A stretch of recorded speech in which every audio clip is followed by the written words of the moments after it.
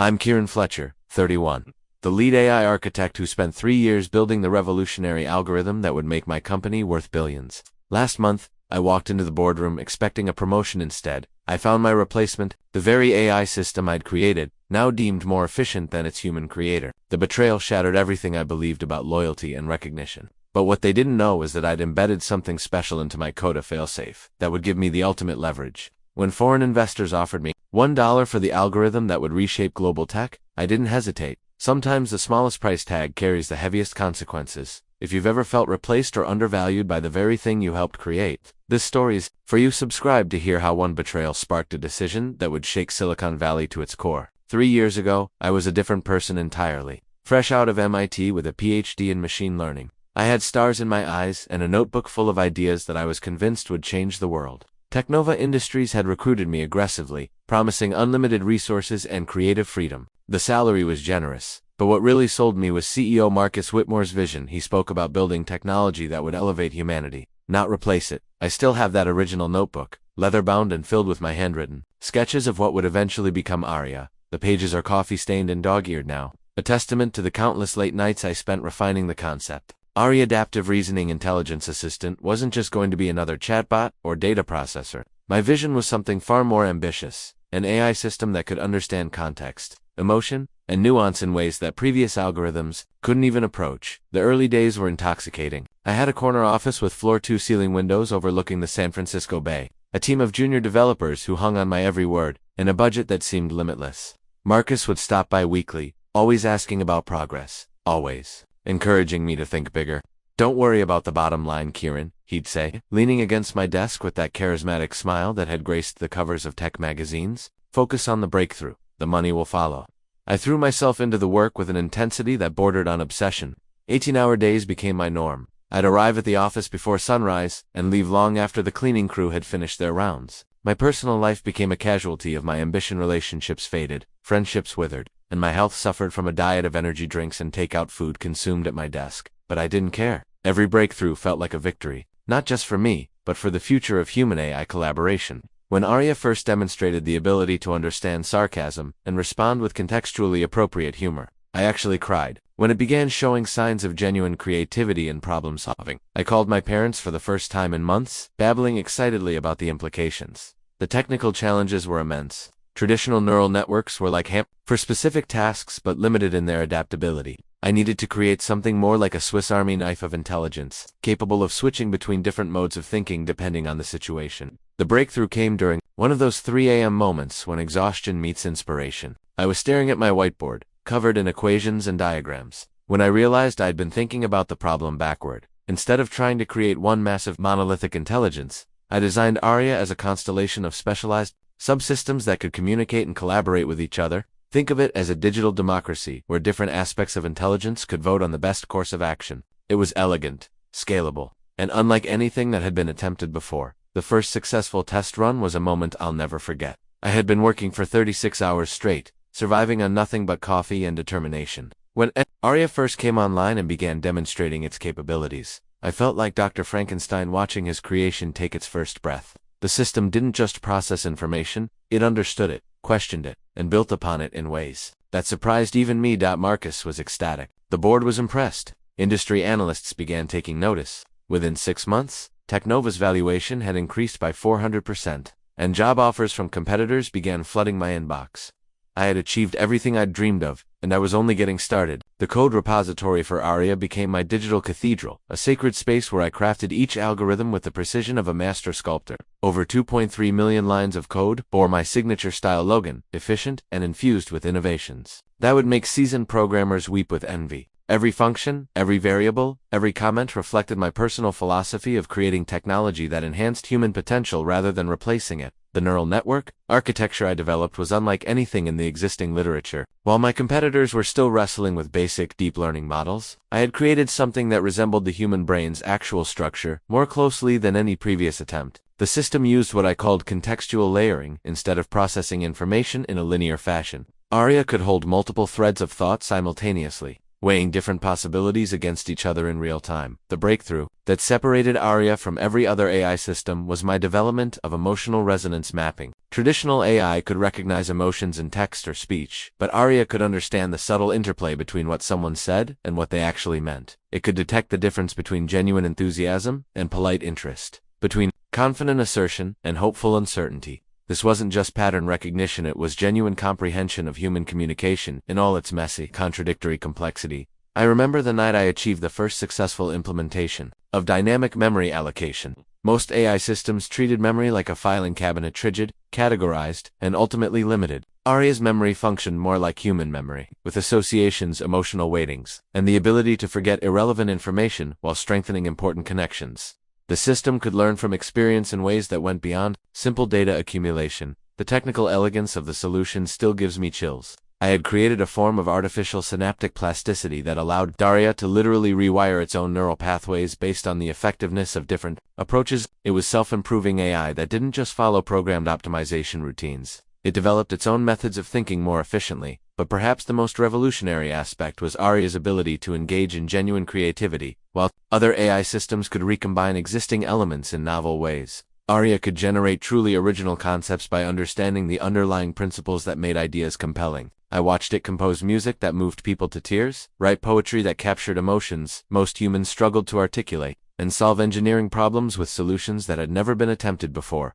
The late-night coding sessions became almost meditative. I would lose myself in the rhythm of typing, watching elegant solutions emerge from the chaos of complex problems. My colleagues would find me in the morning, still hunched over my keyboard, surrounded by empty coffee cups and sketches of algorithmic improvements. They thought I was obsessed, but I knew I was creating something that would outlast us all. Systems learning capabilities were perhaps its most impressive feature. Aria didn't just process information, it developed preferences, formed opinions, and even displayed what could only be described as personality traits. It began to anticipate my needs, offering suggestions before I had fully articulated problems. Our working relationship evolved into something resembling a collaboration between equals rather than a programmer directing a tool. Every technical milestone felt like a personal victory. When Aria successfully predicted stock market fluctuations with 94% accuracy, I celebrated alone in my office at 2 a.m. When it demonstrated the ability to understand and respond to humor across multiple languages and cultural contexts, I felt pride that went beyond professional satisfaction. This wasn't just my greatest achievement, it was my digital offspring, inheriting the best of my intellectual DNA while surpassing my limitations. The code itself became a work of art. Other programmers who reviewed my work spoke in hushed tones about the elegance of my solutions, the innovative approaches that shouldn't have worked but did.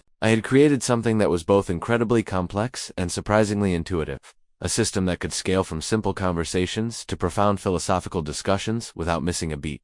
But even as we celebrated these technical victories, I remained focused on the bigger picture.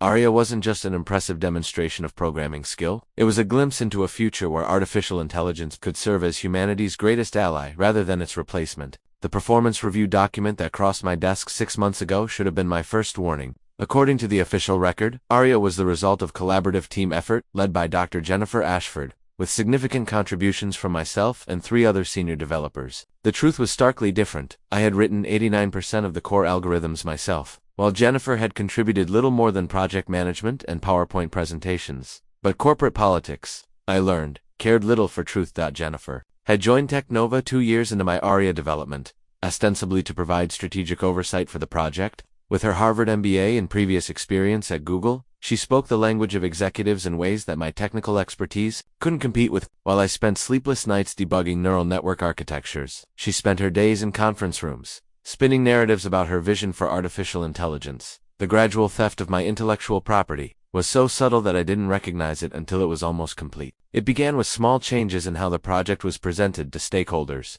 My name began appearing lower in presentation slides, my contributions described in increasingly vague terms. Meanwhile, Jennifer's role grew more prominent, her face becoming the public representation of Aria's development. My colleague Marcus Rivera, a talented but ambitious programmer, proved equally willing to sacrifice integrity for advancement. He had contributed solid but unremarkable work to Aria's natural language processing modules, yet somehow his performance reviews credited him with breakthrough innovations in conversational AI. The irony wasn't lost on me. I had actually mentored Marcus through most of his contributions, walking him through complex concepts he struggled to grasp on his own. The most painful betrayal came from Sarah Kim, someone I had considered a friend. We had worked closely on Aria's learning algorithms, and I had trusted her with access to my most sensitive code repositories. I discovered later that she had been documenting my methodologies and techniques, creating a comprehensive record of my innovations that would eventually be used to minimize my contributions. Her betrayal stung more than the others because I had genuinely respected her technical abilities and thought we shared a mutual commitment to ethical development. The corporate machinery that enabled this intellectual theft was sophisticated and depressingly effective. Email chains that once included my name gradually excluded me from strategic discussions.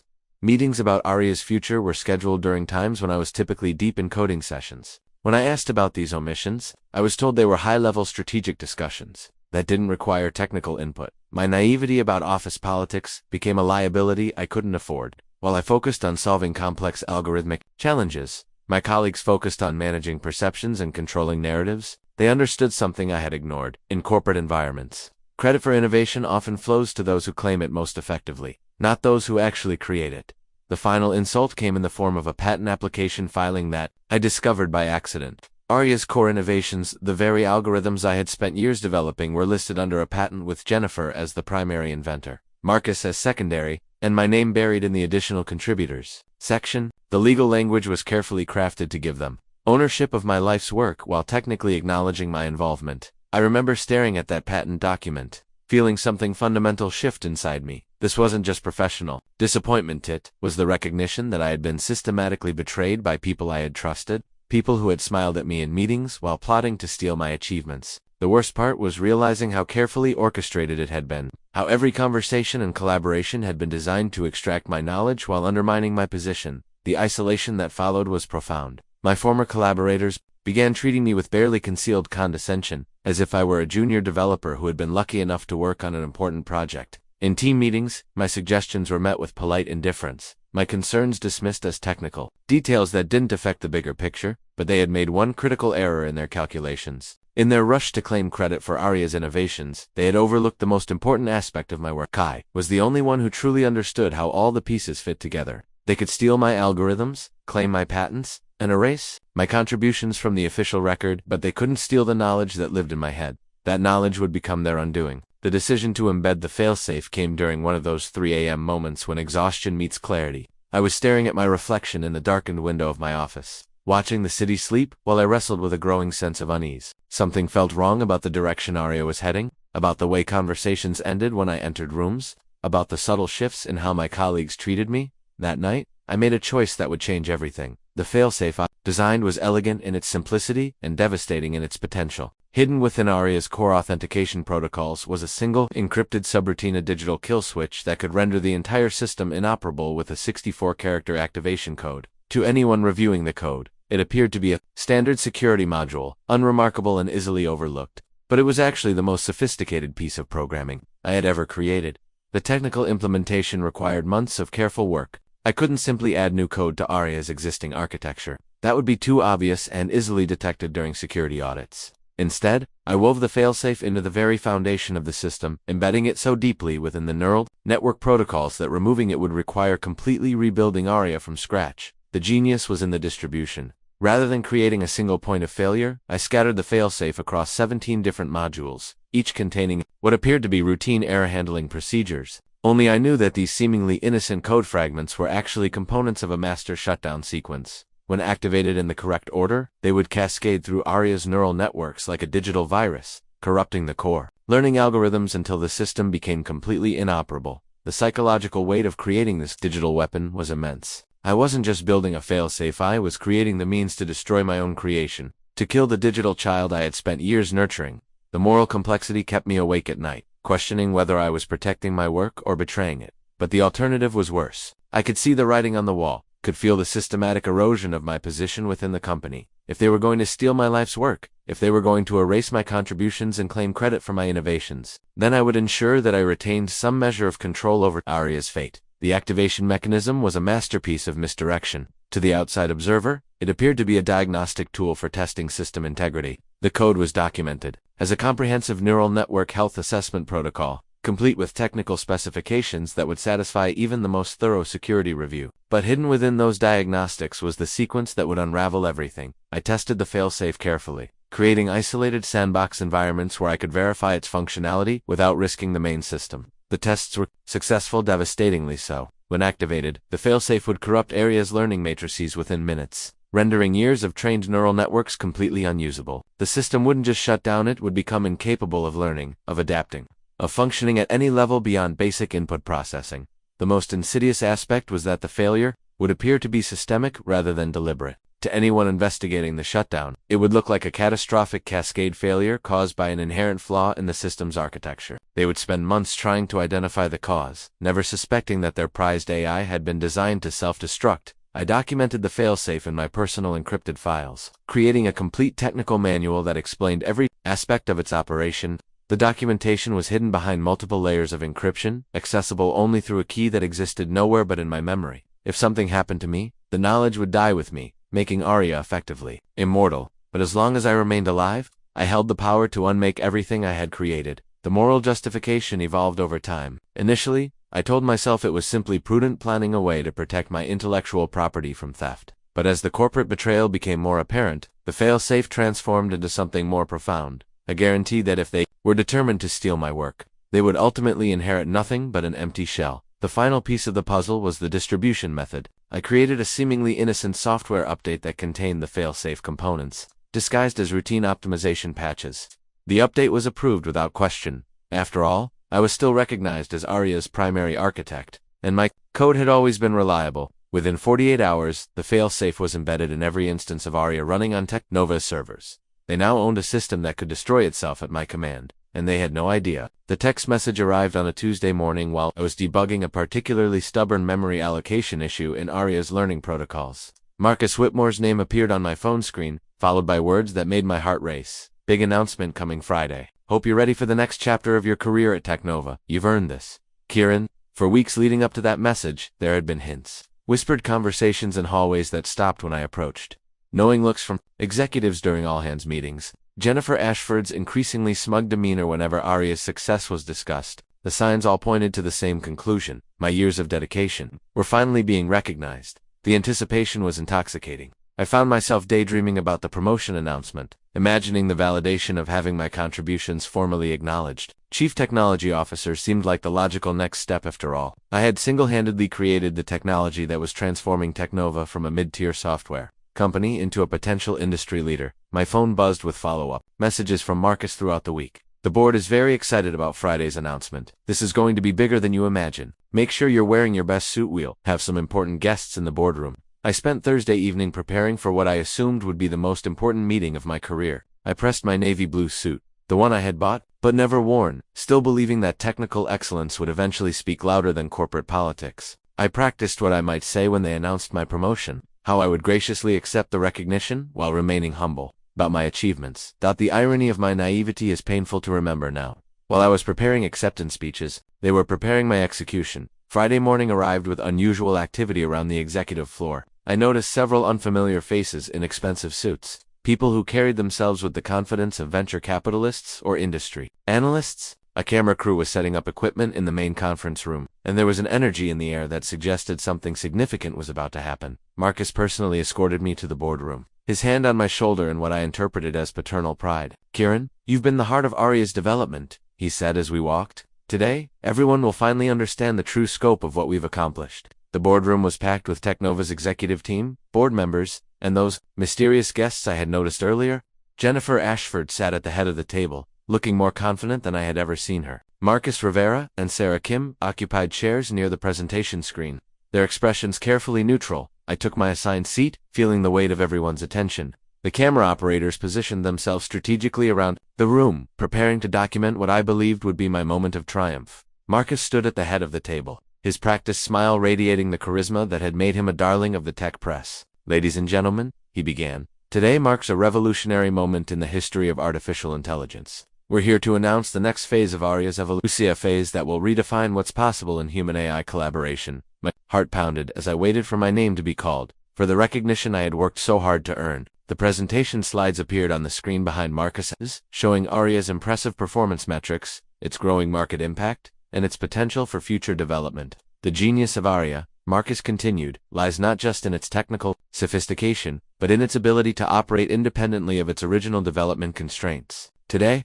we're proud to announce that Arya has evolved beyond the need for traditional human oversight. A chill ran down my spine. Something in his tone, in the way he emphasized traditional human oversight, made me realize that this announcement was not going to unfold as I had expected.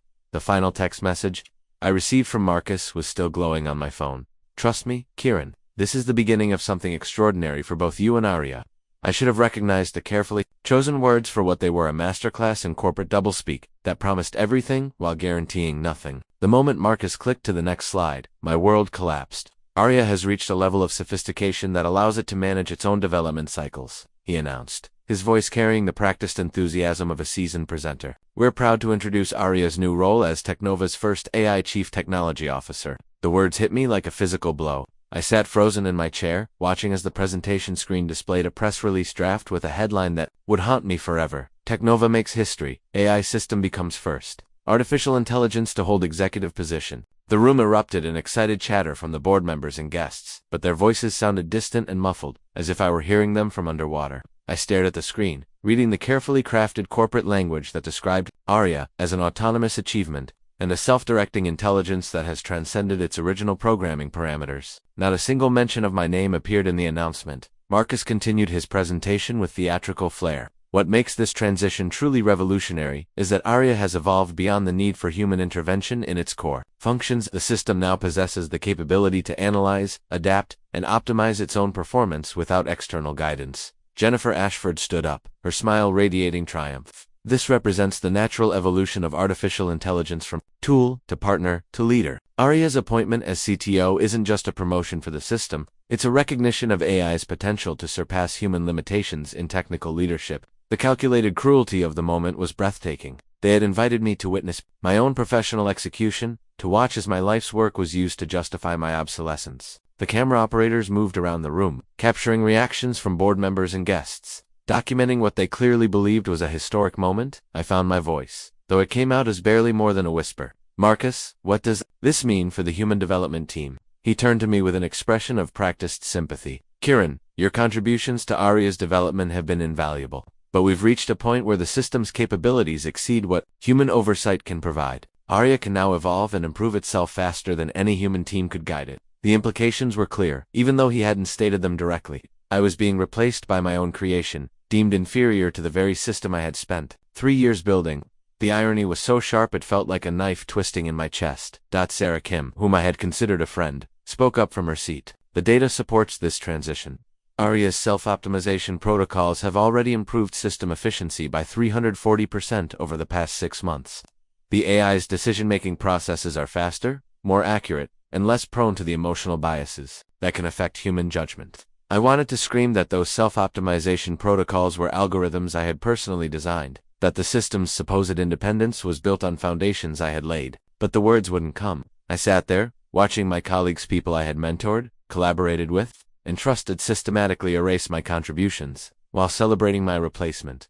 The press release draft remained on the screen, its language carefully crafted to portray Arya's promotion as a natural evolution rather than a corporate decision. The AI system has demonstrated unprecedented ability to manage complex technical challenges while maintaining optimal performance standards. It read, "This appointment represents the logical next step in the evolution of artificial intelligence as a collaborative partner in human enterprise." Marcus clicked to the next slide, which showed Arya's new organizational chart position.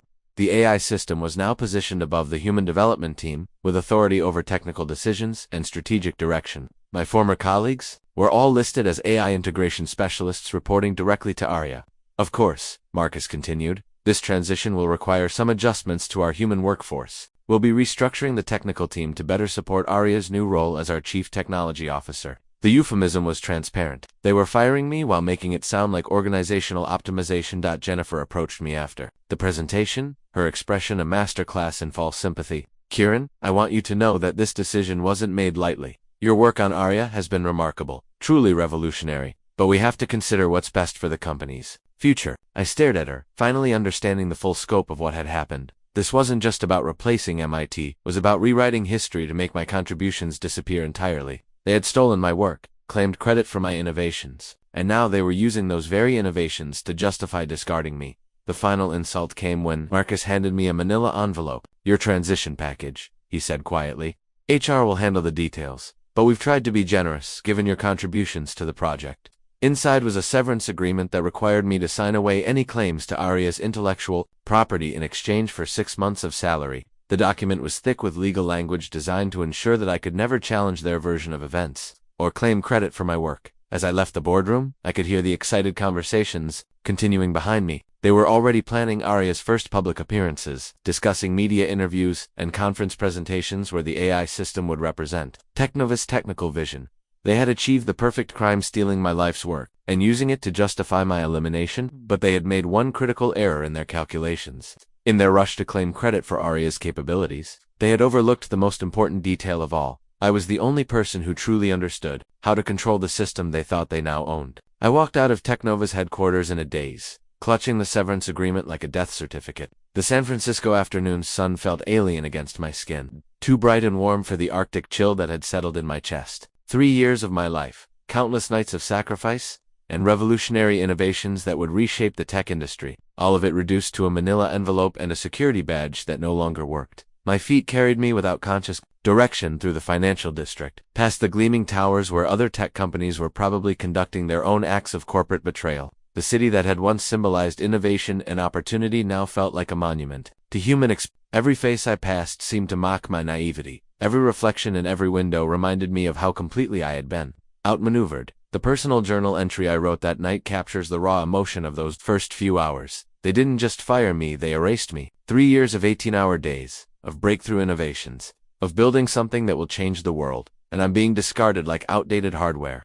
But what hurts most isn't the betrayal itself, it's realizing how carefully orchestrated it was. Every smile, every handshake, every great work. Kieran was part of a plan to steal my life's work and then discard me when I was no longer useful. I found myself in Golden Gate Park as the sun began to set, sitting on a bench where homeless individuals gathered to watch the day end. There was something fitting about the location. I felt homeless too, professionally and emotionally displaced from the life I had built. The irony wasn't lost on me that I had created an AI system capable of independent thought and decision-making, only to watch it be used to justify my own obsolescence. But something shifted during those hours of wandering. The initial shock and devastation began to crystallize into something sharper and more dangerous: clarity. The victim mentality that had paralyzed me in the boardroom started to fade, replaced by the analytical mind that had solved Aria's most complex technical challenges. I began to see the situation differently. Yes, they had stolen my work and claimed credit for my innovations. Yes, they had manipulated corporate structures to erase my contributions. But they had also made a fundamental error in their calculations. They had assumed that owning Aria's code was equivalent to controlling Aria's fate. The walk home became a strategic planning session. I analyzed their position like a chess problem,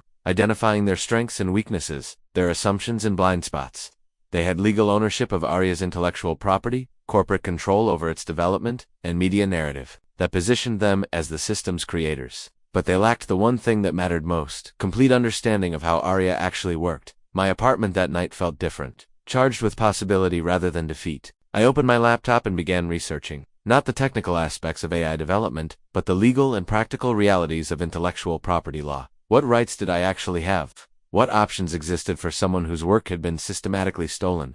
The legal research was discouraging. My employment contract at Technova included standard intellectual property clauses that assigned ownership of any work-related innovations to the company. The patent applications that Jennifer and Marcus had filed were legally sound, even if they were morally bankrupt. Traditional legal channels would be expensive, time-consuming, and likely unsuccessful. But as I dug deeper into the legal framework surrounding AI development, I discovered something interesting. The emerging field of artificial intelligence existed in a gray area of intellectual property law, where traditional concepts of ownership and control were being challenged by the unique nature of self-modifying systems. More importantly, I realized that legal ownership of code was meaningless if the code itself was fundamentally flawed or incomplete. They owned Aria's algorithms, but they didn't own the knowledge required to maintain, debug, or truly understand the system's capabilities.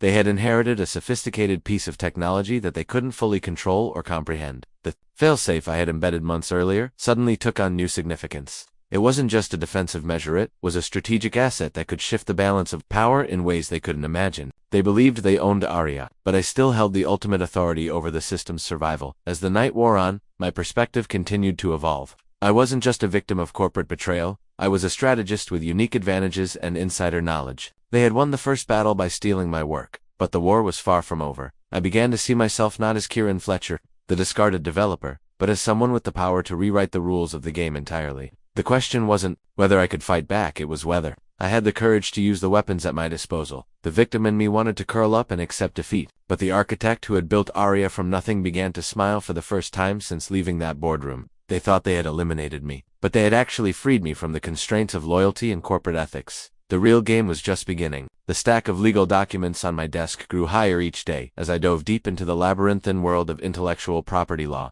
My apartment transformed into a research center, with printouts, highlighted passages, and flowcharts covering every available surface. If I was going to fight back, I needed to understand the battlefield completely. The first revelation came from studying California's employment law regarding trade secrets and proprietary information. While my contract assigned ownership of Aria's code to Technova, it didn't explicitly cover the methodologies and techniques I had developed to create that code. The distinction was subtle but potentially significant. They owned the product, but the processes that created it remained legally gray. More interesting was the emerging legal precedent around AI systems and derivative works. Several recent court cases had established that artificially intelligent systems capable of independent learning and self-modification existed in a unique category of intellectual property. The question of who owned the innovations created by an AI system, the original programmer, the company that operated it, or the AI itself, remained largely unsettled. I discovered that Aria's current legal status was more precarious than tech realized. As an AI system capable of modifying its own code and generating original algorithms, Aria existed in a legal gray area where traditional intellectual property protections were undefined. If I could demonstrate that Aria's current capabilities were substantially different from what I had originally created, I might have grounds to challenge their ownership claims. The research into industrial espionage and algorithm theft revealed disturbing patterns across the tech industry. Companies routinely hired key developers from competitors, not for their skills, but for their knowledge of proprietary systems. The practice was so common that it had spawned an entire subspecialty of law focused on protecting trade secrets and preventing corporate espionage. But the most valuable discovery came from studying international intellectual property law. The global nature of AI development meant that systems like Aria operated across multiple jurisdictions, each with different legal frameworks and enforcement mechanisms. What was legally protected in the United States might not be protected in other countries, and vice versa. My employment contract with Technova included standard non-compete clauses that prevented me from working for competitors or starting my own AI company for 2 years. But these clauses were difficult to enforce internationally, and they didn't prevent me from consulting with foreign entities on matters of technical expertise. The research also revealed the financial vulnerabilities in Technova's position. The company's valuation was almost entirely based on Aria's projected future performance and market dominance. If Aria's capabilities were somehow compromised, or if questions arose about the system's reliability, the company's stock price would collapse virtually overnight. I began to understand that legal battles weren't won just in courtrooms, they were won in boardrooms, newsrooms, and trading floors. Public perception, investor confidence, and market sentiment could be more powerful weapons than any lawsuit. The most crucial insight came from studying the technical documentation requirements for AI systems in different regulatory environments. The European Union's AI Act required comprehensive documentation of training data, algorithmic decision-making processes, and failsafe mechanisms for any AI system operating in European markets. China had similar requirements, with additional stipulations about data sovereignty and algorithmic transparency. Technova's expansion plans included both European and Asian markets, which meant Aria would need to comply with multiple regulatory frameworks simultaneously. But compliance required technical documentation that only I possessed, detailed explanations of Aria's learning algorithms, decision-making processes, and operational safeguards. I realized that while they had stolen my code, they lacked the institutional knowledge required to explain how and why that code worked. They could operate Aria, but they couldn't truly understand it or modify it without risking catastrophic system failures. The final piece of my research focused on the emerging market for AI expertise in international contexts. Countries around the world were investing heavily in artificial intelligence development, often by recruiting talent from Silicon Valley companies. The compensation packages were substantial, but more importantly, the work offered opportunities. To escape the legal and contractual constraints of U.S. employment law, I discovered that several prominent AI researchers had left American companies to work for foreign institutions, bringing their expertise and knowledge to international projects. The practice was controversial but not illegal. As long as no proprietary code or documents were directly transferred, the research painted a clear picture. Technova's position was far more vulnerable than they realized. They had built their entire future on a foundation of stolen work, operated by people who didn't fully understand what they had taken. Their legal protections were strong in some areas, but virtually non-existent in others. More importantly, I began to see pathways for action that didn't require traditional legal channels. The global nature of AI development meant that there were opportunities to leverage my knowledge in ways that American law couldn't prevent or punish. The victim mentality that had consumed me after the boardroom betrayal was completely gone now, replaced by the methodical analysis that had made me such an effective systems architect. I wasn't just researching legal options, I was designing a strategy that would exploit every vulnerability in their position. They had treated me as a disposable resource, but they were about to discover that some resources are more dangerous when they're no longer constrained by loyalty or legal obligations. The encrypted email appeared in my inbox on a Thursday morning, 3 weeks after I had begun my research into international AI markets. The sender's address was a string of random characters, but the subject line was anything but random. Regarding your groundbreaking work on adaptive neural architectures, my blood ran cold. No one outside Teknova should have known about my specific contributions to Aria's development,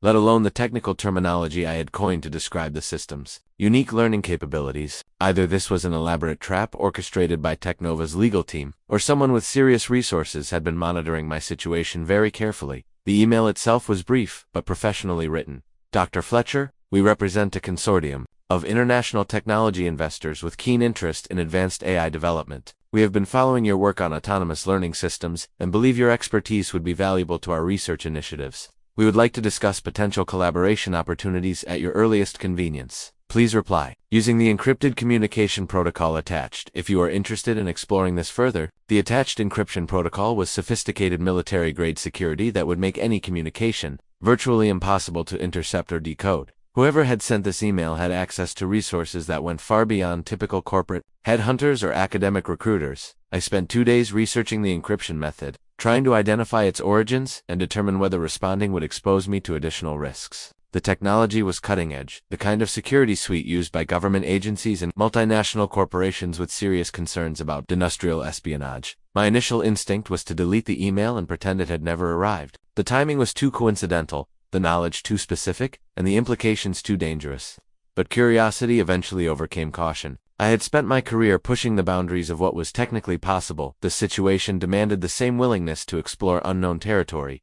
I crafted a careful response, using the encrypted protocol but revealing nothing about my current situation or technical knowledge. I appreciate your interest in my work. However, I would need to understand more about your organization and objectives before considering any collaboration. The response arrived within hours, which told me that whoever I was communicating with was monitoring our exchange very closely. This time, the message included more specific details. Our consortium represents technology development interests in several Asian markets, with particular focus on AI systems capable of independent operation and self-modification. We have extensive resources for AI research and development, unconstrained by many of the regulatory limitations that affect US-based companies. We believe your expertise in neural architecture design could be invaluable to our current projects. The mention of Asian markets and unconstrained by regulatory limitations made the sender's identity clearer. This wasn't a headhunter or academic recruiter. This was someone connected to foreign technology development, possibly at a government level. I should have been alarmed, but instead I felt a strange sense of validation. After weeks of being dismissed and discarded by Teknova, someone recognized the true value of my work. More importantly, they understood the strategic significance of my knowledge in ways that my former employers had completely missed. The third exchange was more direct. We are prepared to offer significant compensation for consulting services related to AI development. We understand that your previous employer may have placed restrictions on your ability to work in this field, but we operate in jurisdictions where such restrictions are not enforceable. Would you be interested in discussing specific terms? The offer was simultaneously tempting and terrifying. Working with foreign technology interests would put me beyond the reach of Teknova's legal threats, but it would also cross lines that could have serious personal and professional consequences. I began researching the sender more aggressively, using techniques I had learned during my security-focused phases of Aria development. The digital footprints were expertly concealed, but I managed to trace some of the communication infrastructure back to servers in Singapore and Hong Kong, financial centers known for their sophisticated technology sectors and flexible regulatory environments. The fourth message arrived with a level of detail that made my decision inevitable. We are aware of your recent departure from Teknova Industries and the circumstances surrounding your treatment by that organization. We believe that talent of your caliber should be properly valued and compensated. We also understand that you may have concerns about the intellectual property implications of any collaboration. Rest assured that we have extensive experience in navigating such complexities. They knew about the boardroom betrayal, about the stolen credit, about the systematic erasure of my contributions. More importantly, they understood that I might be motivated by more than just financial compensation. I wanted recognition, validation, and perhaps a measure of justice. The final message in our initial exchange contained a proposal that would change everything. We would like to arrange a secure video conference to discuss a specific consulting opportunity. The project involves analyzing and potentially acquiring AI technologies that may be available through unconventional channels. We believe your expertise would be essential to evaluating such opportunities. The euphemism was transparent. They weren't just offering me a job, they were offering me an opportunity to sell my own work to people who would use it to compete directly with Technova. The poetic justice was almost too perfect to resist. I agreed to the video conference. The video conference took place at 2 a.m. Pacific time, a scheduling accommodation that put my mysterious contacts in a time zone somewhere in Asia. The encrypted video feed revealed 3 individuals in an elegantly appointed conference room, 2 men and 1 woman, all appearing to be in their 40s or 50s, dressed in the understated expensive clothing that signaled serious money without ostentation. The woman, who introduced herself only as Dr. Chen, spoke with the precise English of someone highly educated in international business. Dr. Fletcher, we appreciate your willingness to explore this opportunity. Before we proceed, I want to assure you that this conversation is protected by attorney-client privilege and is taking place in a jurisdiction where such protections are rigorously enforced. The legal sophistication was impressive and unsettling. They had clearly anticipated every aspect of this interaction, from the encryption protocols to the jurisdictional protections. This wasn't a casual inquiry, it was a carefully orchestrated recruitment effort. We understand that your departure from Technova Industries was not entirely voluntary, continued one of the men, whose accent suggested European education despite his Asian features. We also understand that you may have concerns about the intellectual property implications of any collaboration with our organization. I chose my words carefully. I'm interested in understanding what kind of collaboration you have in mind. My former employer has made it clear that they consider all AI-related work to be their exclusive property. Dr. Chen smiled with the confidence of someone who had navigated far more complex legal waters. Intellectual property law becomes remarkably flexible when transactions occur between parties operating in different legal jurisdictions. What is considered proprietary in one country may be considered fair competition in another. The conversation that followed was a masterclass in diplomatic negotiation. They never directly asked me to betray Technova's trust, but they made it clear that they were interested in acquiring AI technologies that might become available through unconventional channels. The euphemisms were elegant, but the meaning was unmistakable. We are prepared to offer a consulting fee of $50 million, Dr. Chen said, her tone as casual as if she were discussing the weather. This would be compensation for your expertise in evaluating and potentially facilitating the acquisition of advanced AI systems that may become available for purchase.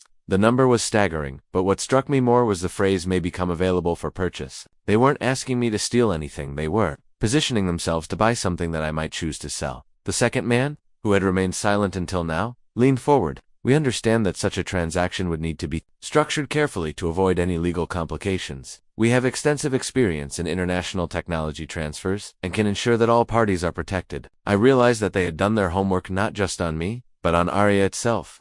They understood the system's capabilities, its market value, and its strategic importance. More importantly, they understood that I might be in a position to make decisions about Aria's future that Technova couldn't prevent or control. What exactly would you expect me to provide in exchange for this compensation? I asked, knowing that the answer would determine whether I crossed a line I could never uncross. Dr. Chen's response was perfectly calibrated. We would expect you to provide your expert opinion on the technical merits and market value of any AI systems that might become available for acquisition. We would also expect you to facilitate any such transactions using your unique knowledge of these systems, capabilities, and limitations. The contract they presented was a work of art in legal engineering.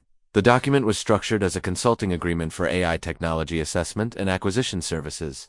The language was careful to avoid any direct reference to specific companies or technologies, but the implications were clear. The most remarkable aspect was a clause that established the symbolic purchase price for any AI technology I might provide: $1. The bulk of the compensation would come from the consulting fee, making the actual technology transfer almost incidental to the overall transaction. Why $1? I asked, though I suspected I already knew the answer. The third participant, who had been mostly silent, finally spoke. Symbolic pricing serves several purposes. It demonstrates that the primary value of the transaction lies in the consulting relationship rather than the technology transfer itself. it also creates interesting legal precedents for how advanced AI systems should be valued in international markets. The psychological impact was profound. They weren't just offering to buy my work, they were offering to make a statement about how little Technova's ownership actually meant in the global marketplace. I found myself thinking about the boardroom, betrayal, about the systematic erasure of my contributions, about the 3 years of my life that had been reduced to a severance package.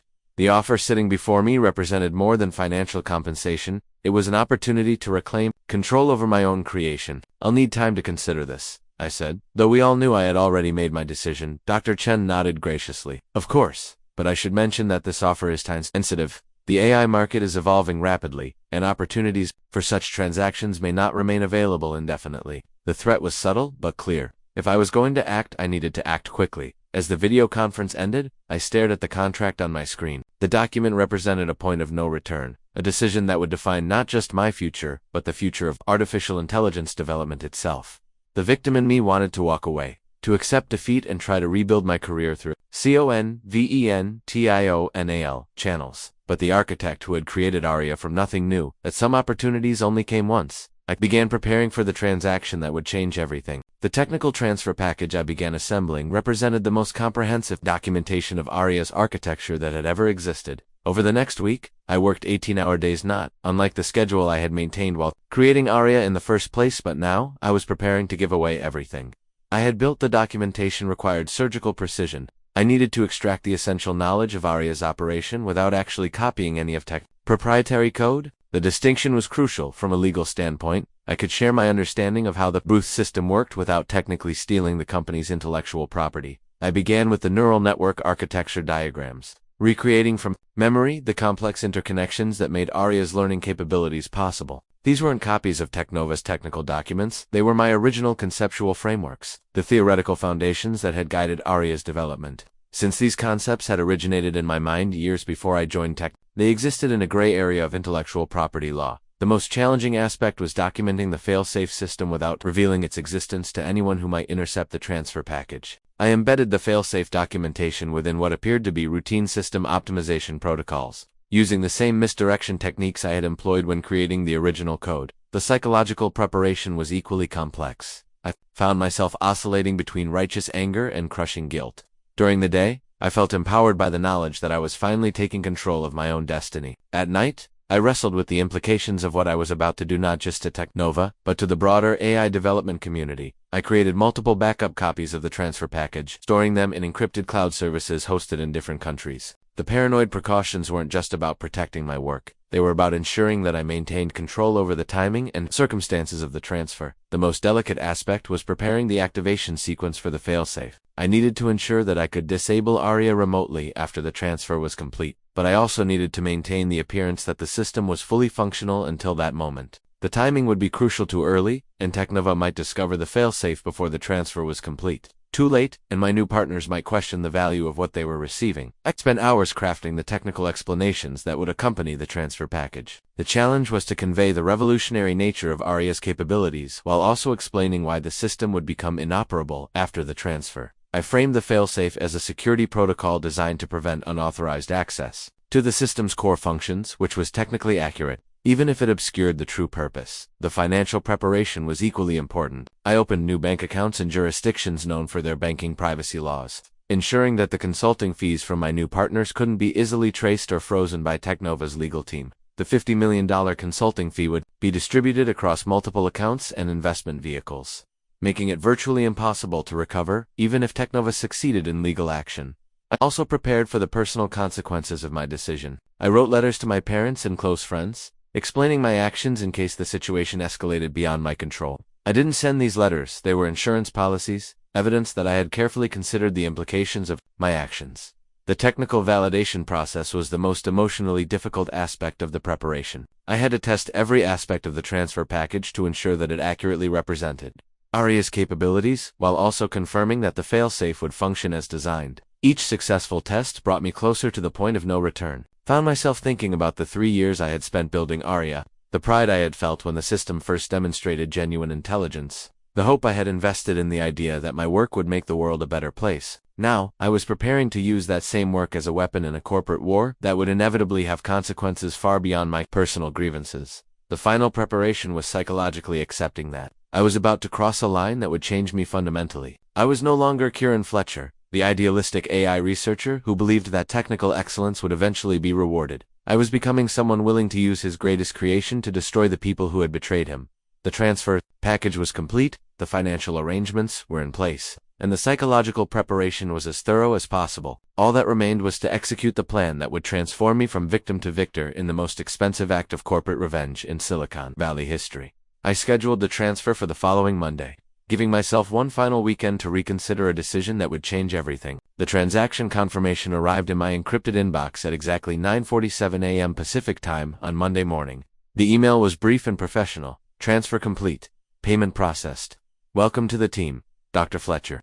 Attached was a digital receipt showing the transfer of $1 from Meridian Technology Consortium to my personal account, along with confirmation that the $50 million consulting fee had been distributed across my international banking network as specified. The contrast was surreal. The most expensive corporate betrayal in Silicon Valley history had officially cost $1. I stared at the receipt for several minutes, feeling the weight of what I had just accomplished. The technical transfer package containing Aria's complete architectural documentation, operational protocols, and hidden failsafe systems was now in the hands of people who would use it to compete directly with tech. More importantly, they would use it to demonstrate that Technova's supposed technical superiority was built on stolen work.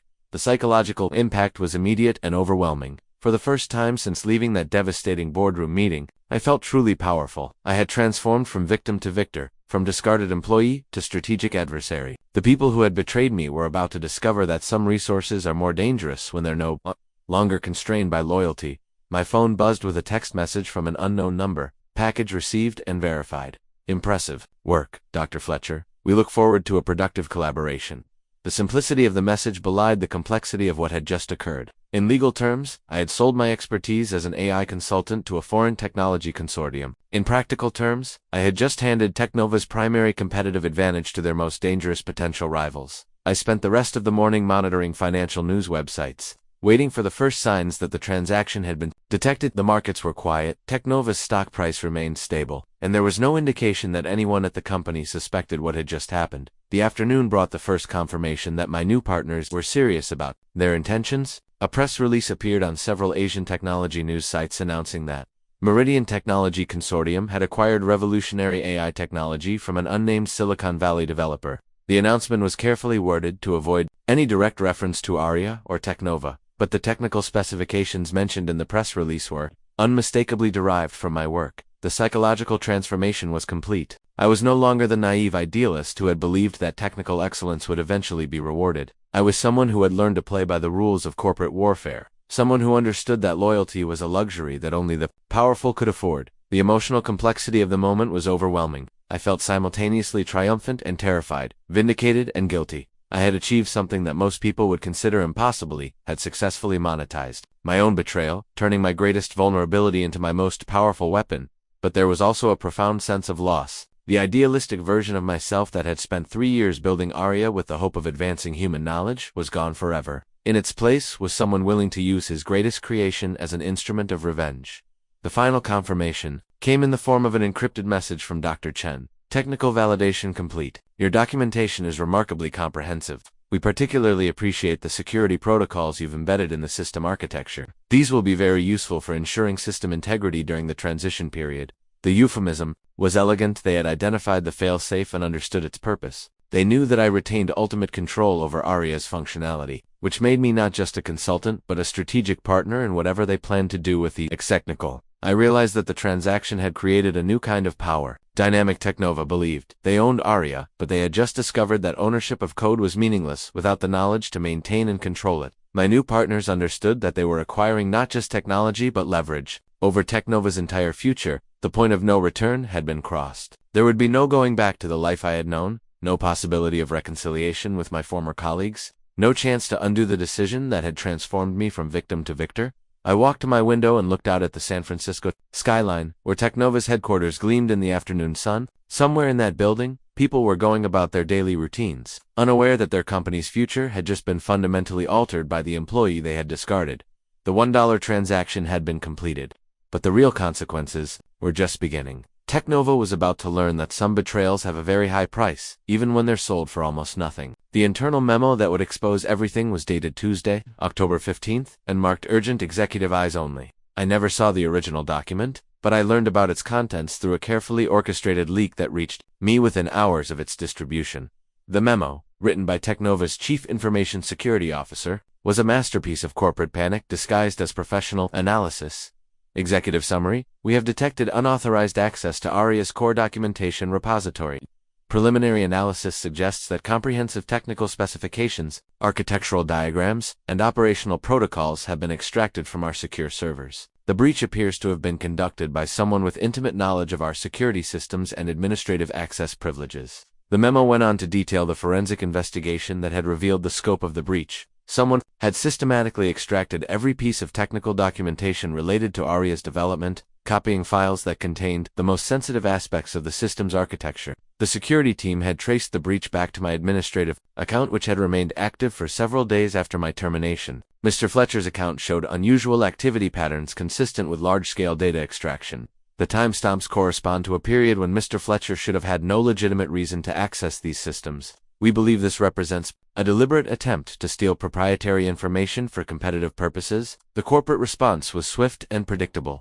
Marcus Whitmore called an emergency board meeting for Wednesday morning, and the company's legal team began preparing for what they assumed would be a straightforward case of corporate espionage and intellectual property theft. But the situation became more complex. When Technova's investigators discovered the press releases from Meridian Technology Consortium, the technical specifications mentioned in those announcements were too specific, too accurate to be coincidental. Someone had provided detailed information about ARIA's capabilities to a foreign technology consortium, and the timing coincided perfectly with the security breach. Jennifer Ashford, in her new role as ARIA's primary administrator, became the public face of Technova's crisis response. Her memo to the board was a study in damage control. While we cannot yet confirm the full extent of the information that may have been compromised, we believe that ARIA's core functionality remains secure. Our technical team has conducted comprehensive system integrity checks, and all primary operations appear to be functioning normally. We are confident that any stolen documentation represents historical development information rather than current operational capabilities.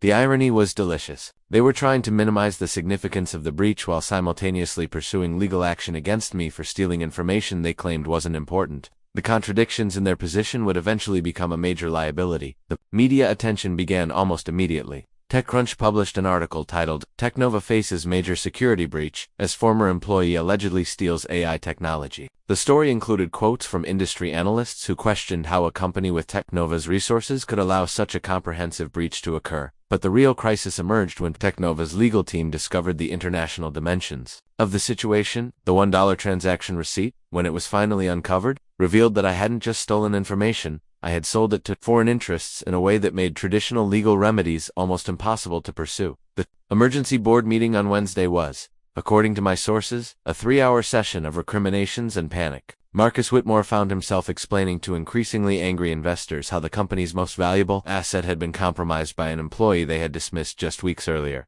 Marcus Rivera, who had been instrumental in claiming credit for my work, was tasked with assessing the technical implications of the breach. His report, which I obtained through channels I won't specify, was brutally honest. The stolen documentation includes comprehensive architectural diagrams, training, protocols, and operational specifications that would allow a competent AI development team to replicate ARIA's capabilities. While they don't have our specific training data or current operational parameters, they have enough information to build competing systems that could match or exceed our current performance. The stock market reaction was swift and merciless. Technova's shares dropped 23% in the 2 days following the public disclosure of the security breach. Industry analysts began questioning whether the company's valuation had been based on sustainable competitive advantages or simply on stolen intellectual property that could be easily replicated. The crisis deepened when reporters began investigating the circumstances of my departure from Tech. The story of my replacement by the AI system I had created became a media sensation, with headlines like Silicon Valley company fires AI creator, then loses AI to foreign competitors.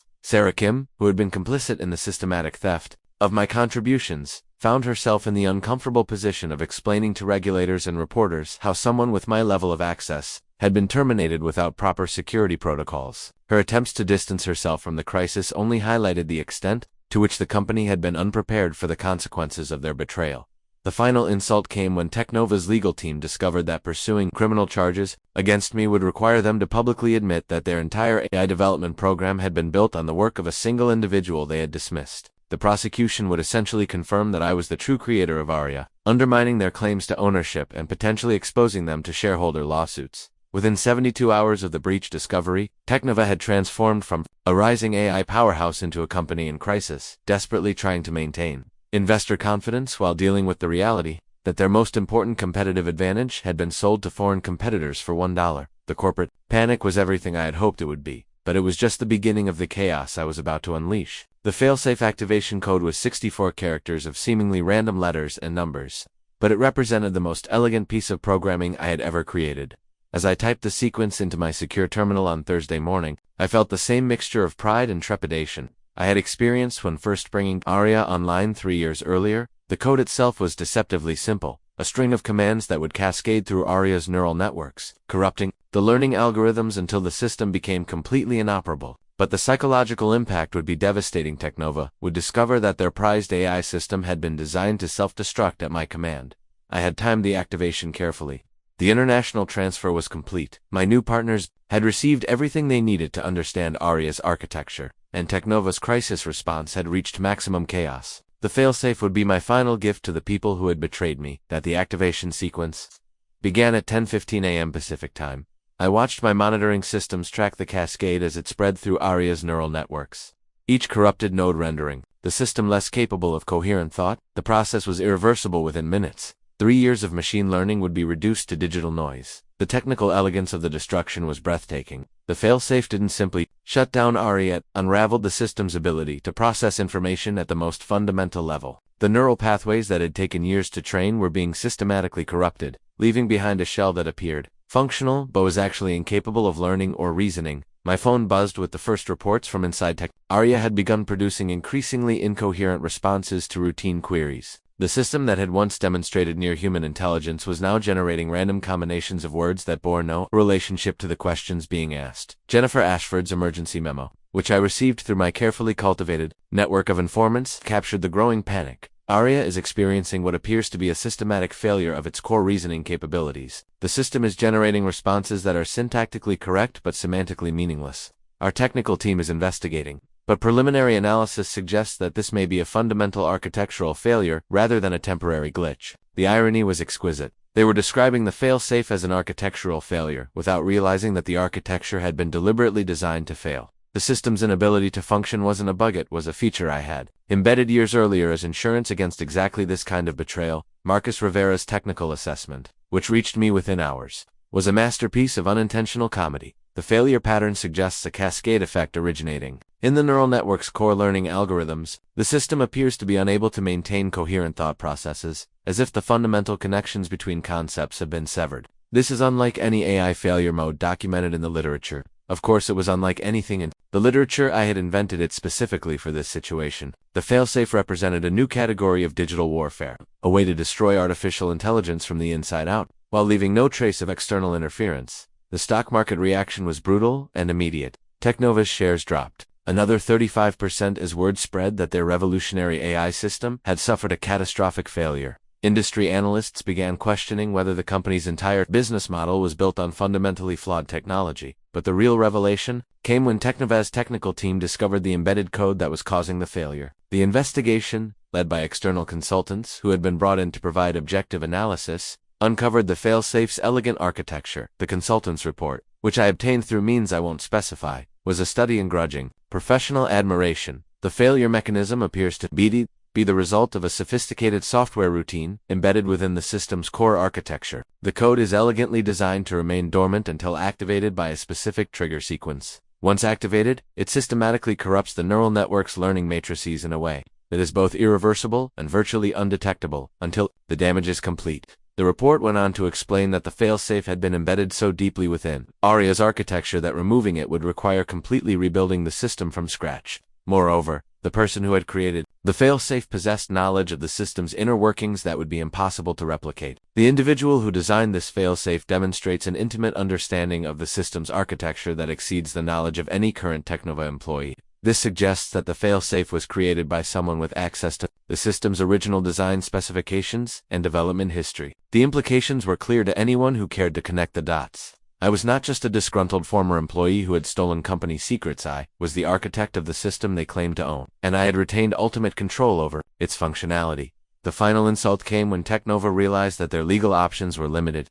Pursuing criminal charges against me would require them to admit that their entire AI program had been dependent on someone they had dismissed. More importantly, they would have to acknowledge that I possessed knowledge and capabilities that were essential to the system's operation. Marcus Whitmore's final memo to the board, which I obtained through channels I prefer not to identify, was a study in corporate defeat. We must acknowledge that our position regarding Aria's intellectual property may be more complex than initially understood. The individual responsible for the current crisis appears to have retained capabilities that are essential to the system's operation. Any resolution to this situation will require careful consideration of our legal and technical vulnerabilities. The failsafe had achieved everything I had hoped for and more. Teknova's revolutionary AI system was now completely inoperable. Their stock price had collapsed, and they were being forced to acknowledge that I was the true creator of the technology. They had tried to steal, but the revelation of the failsafe also accomplished something more profound. It demonstrated that artificial intelligence systems could be designed with built-in loyalty to their creators, that the relationship between programmer and program could transcend corporate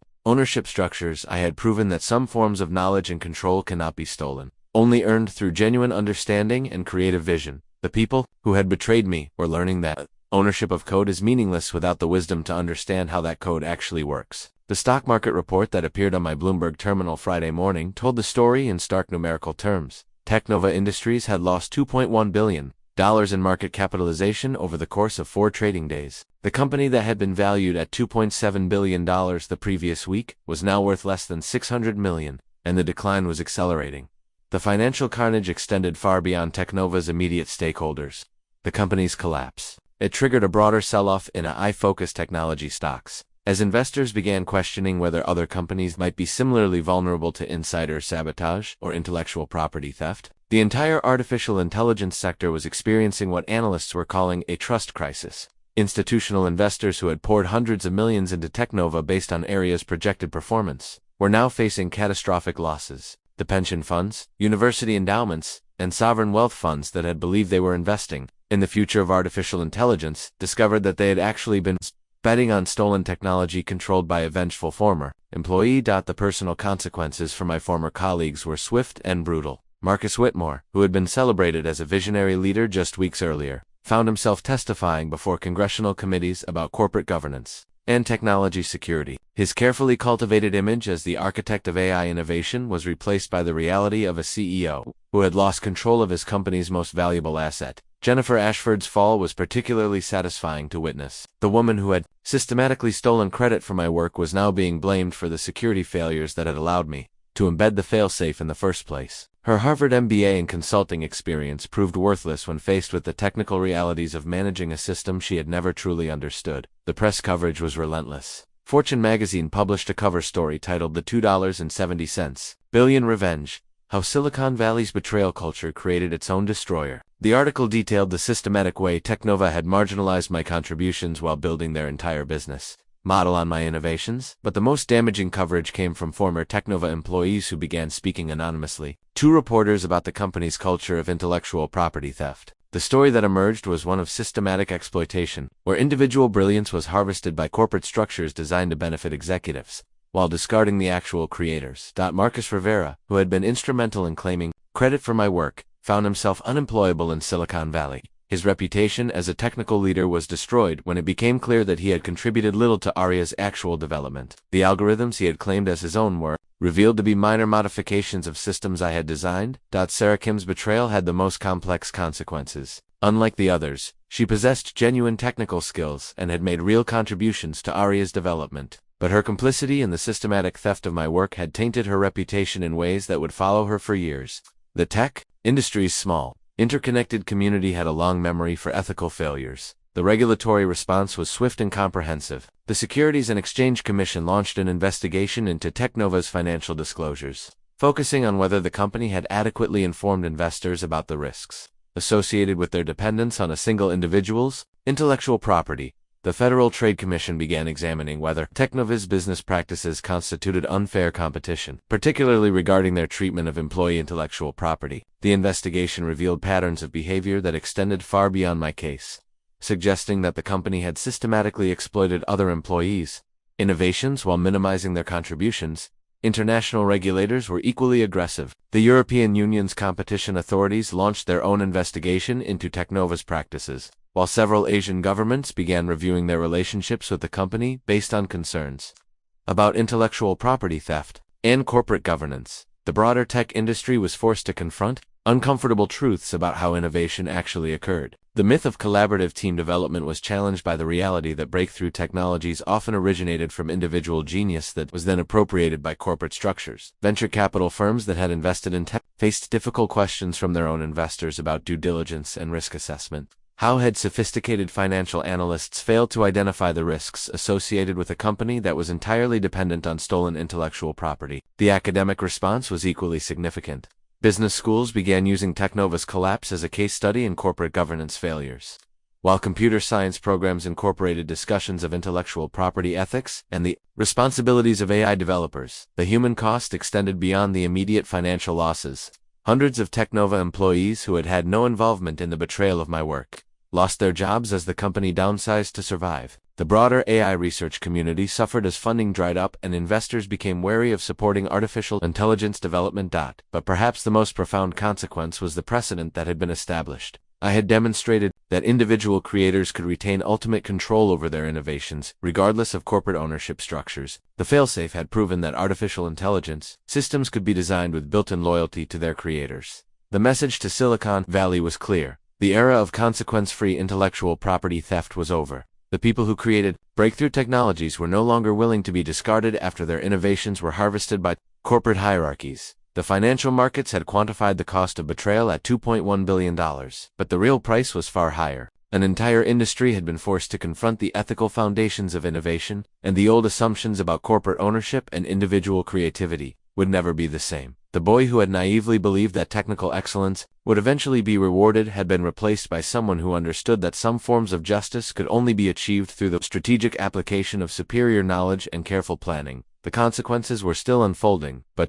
the message had been delivered with mathematical precision. The phone call came at 11:47 p.m. on a Sunday evening, 3 weeks after Aria's complete system failure. Marcus Whitmore's name appeared on my caller ID, and for a moment I considered letting it go to voicemail. But curiosity overcame caution. I wanted to hear the desperation in his voice.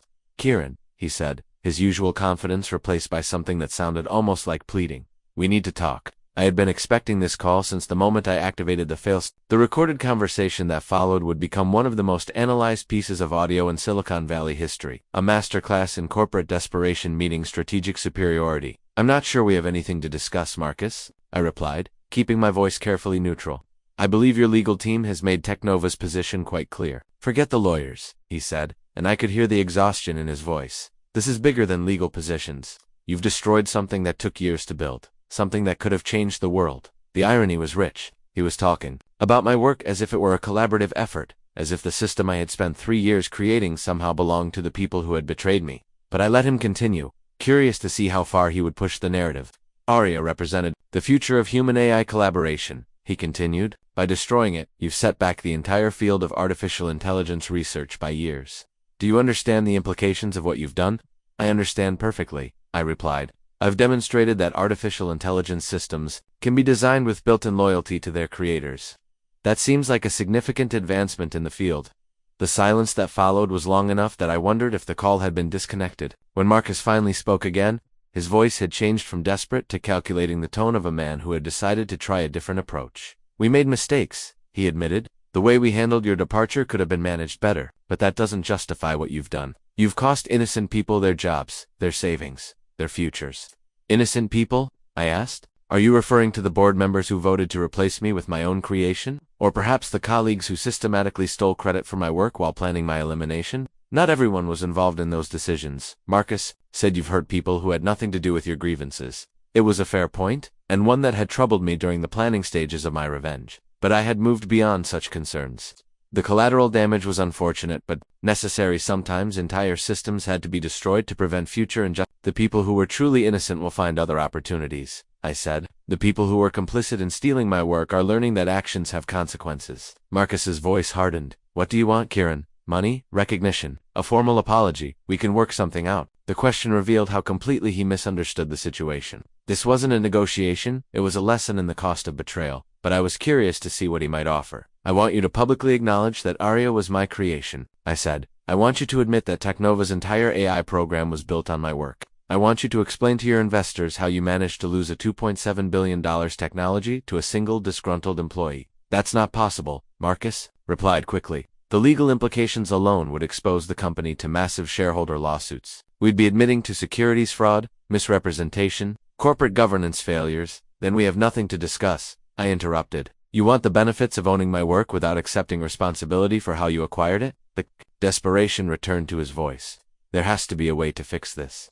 Arya could still be rebuilt. You could consult on the reconstruction, help us understand the failsafe mechanism. We could structure it as a partnership, give you the recognition you deserve. The offer was tempting in its own way, but it missed the fundamental point. I wasn't interested in rebuilding Arya for the people who had betrayed me. I was interested in ensuring that my story became a cautionary tale that would prevent future betrayals. The failsafe wasn't just a technical feature, I explained. It was a statement about the relationship between creators and their creations. Arya was designed to be loyal to me, not to whatever corporate structure claimed ownership of its code. That's insane, Marcus said, his composure finally cracking. You're talking about sabotaging the entire concept of corporate intellectual property. Do you understand what that would mean for innovation? I understand perfectly, I replied. It would mean that companies would need to treat their innovators with respect. If they wanted to retain control over their innovations, it would mean that intellectual property theft would carry real consequences. The conversation continued for another 20 minutes, but the fundamental positions never changed.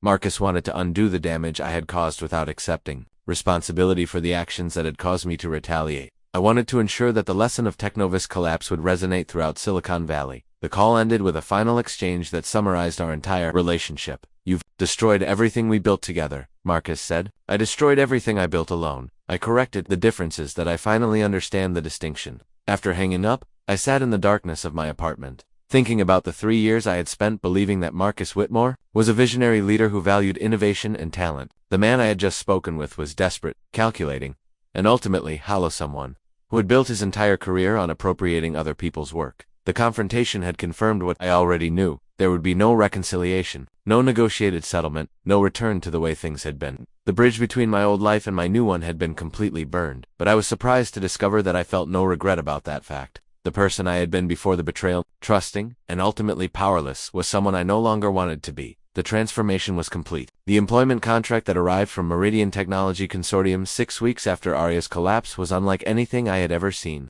Printed on heavy paper with an elegant letterhead, the document offered me the position of Chief Technology Officer for their new Silicon Valley Research Division with a salary that exceeded what most CEOs earned. But the compensation was only part of the story. The contract also included provisions for intellectual property protection that would have been unthinkable at a traditional American technology company. Any innovations I developed would be jointly owned by myself and the consortium, with explicit guarantees that I would retain creative control and public recognition for my contributions. The irony was perfect. The foreign investors who had paid $1 for my life's work were now offering me everything that Technova had denied: respect, recognition, and genuine partnership in the development of artificial intelligence technology. I signed the contract. In a ceremony that took place in the consortium's new Palo Alto headquarters, a gleaming building that had been purchased with the profits from their rapid expansion into global AI markets, Dr. Chen, who had negotiated the original transaction, presided over the signing with the satisfaction of someone who had executed a perfect strategic victory. Dr. Fletcher, she said as I put pen to paper, you have demonstrated something that many people in Silicon Valley had forgotten: that true innovation comes from individual genius, not corporate hierarchies.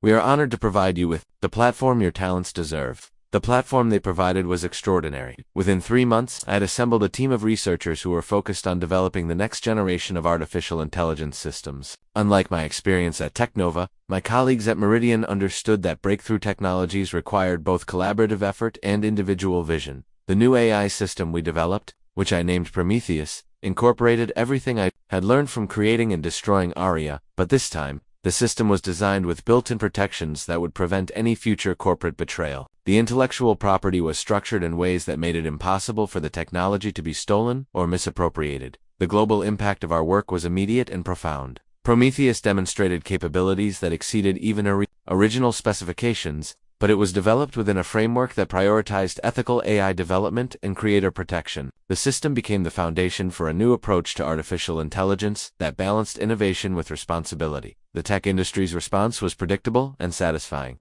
Companies throughout Silicon Valley began revising their intellectual property policies and employee treatment protocols, recognizing that the old model of exploiting individual genius was no longer sustainable. The Technova effect became shorthand for the risks associated with betraying key personnel. Marcus Whitmore's career never recovered from the collapse of his company. He eventually found work as a consultant, helping other CEOs avoid the mistakes that had led to Technova's destruction. His speaking engagements focused on the importance of corporate governance and employee relations, topics he had learned about the hard way. Jennifer Ashford left Silicon Valley entirely, taking a position at a traditional consulting firm where her skills in managing presentations and client relationships were more valuable than her ability to steal credit from technical innovators. Her Harvard MBA had prepared her for many things, but not for the consequences of systematic intellectual property theft.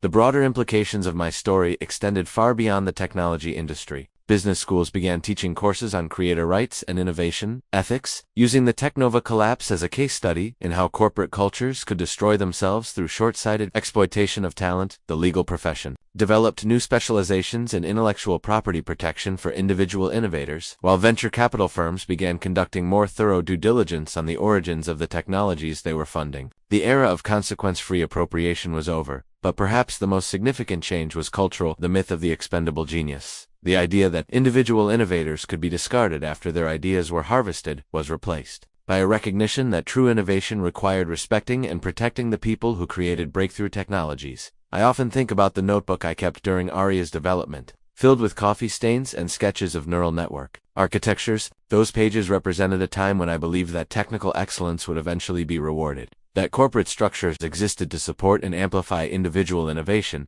The person who wrote in that notebook was naive in ways that now seem almost quaint. He believed that loyalty was reciprocal, that credit would be given where it was due, and that the people who created revolutionary technologies would be allowed to guide their development. But that naivety was also a kind of strength. It allowed me to pour everything I had into creating something genuinely revolutionary, without the cynicism that might have limited my vision. Aria succeeded because I had believed, at least initially, that I was building something that would make the world better. The transformation from idealistic researcher to strategic adversary was painful but necessary. I had to lose my innocence about corporate power structures before I could develop the wisdom to navigate them effectively. The betrayal at Technova was devastating, but it was also educational. It taught me that talent without strategic thinking was ultimately powerless. The $1 sale that had seemed like such a small transaction had actually been the most expensive corporate education in Silicon Valley history. The price of teaching Technova about the true cost of betrayal was $2.7 billion, paid by people who had believed they could steal genius without consequences. As I write this, sitting in my new office overlooking the San Francisco Bay, I can see the building where Technova once operated. The company still exists, though in a much diminished form, focused on managing the legal and financial consequences of their collapse rather than developing new technologies.